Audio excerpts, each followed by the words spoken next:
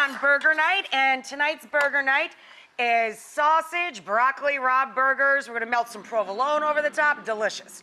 So in the bowl, just to bring you up to speed here, if you're just tuning in, we have spicy hot sausage, bulk Italian hot pork sausage, and an equal amount of lean ground sirloin.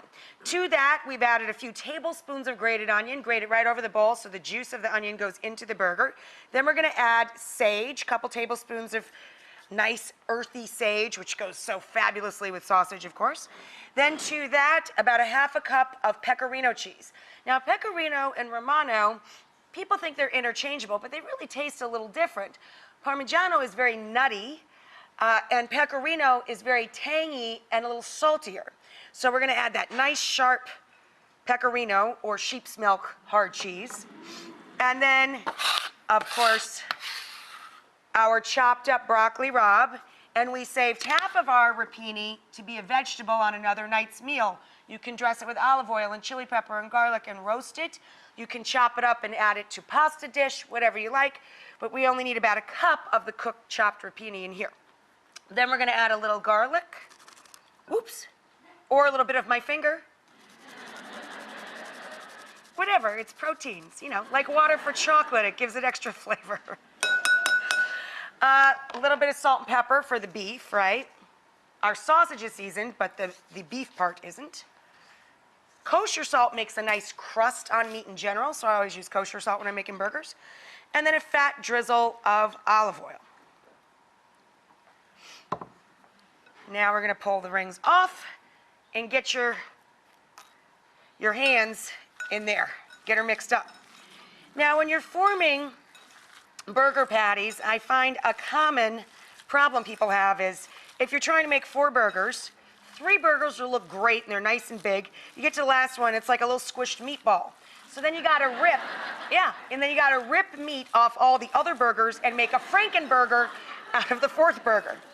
Another problem is when people make their burgers, they end up looking like flying saucers. They're burnt on the edges and raw in the middle. So here's a couple of tricks to avoid both of those situations. First of all, before you form your burgers, put the meat back into an even mound. Then score the meat with the side of your hand into equal portions so that when you grab the meat, you know that every burger will come out the same size. Yeah.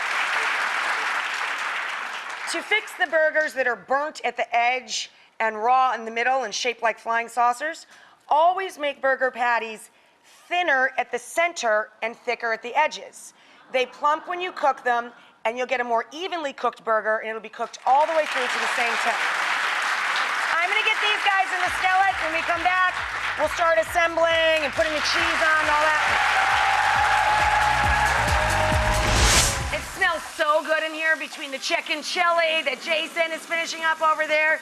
And over here, we got the sausage broccoli rabe burgers going, amazing. So we've got the spicy sausage, the beef, the onion, the garlic, the broccoli rabe chopped up in the burger with the pecorino cheese, up on top provolone, a little tinfoil tent to melt that provolone. I know.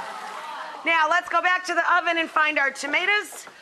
You put your tomatoes with the balsamic and olive oil and crushed garlic, thyme, salt, pepper, olive oil into the oven. They slump up and they suddenly come back to life again. Here's a dirty little secret of mine. I cannot bake or broil or toast bread. I set it on fire. I'm not allowed.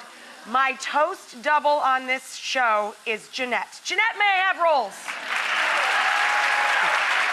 Oh, there she is. Jeanette and her toasted buns. Thank you, Jeanette.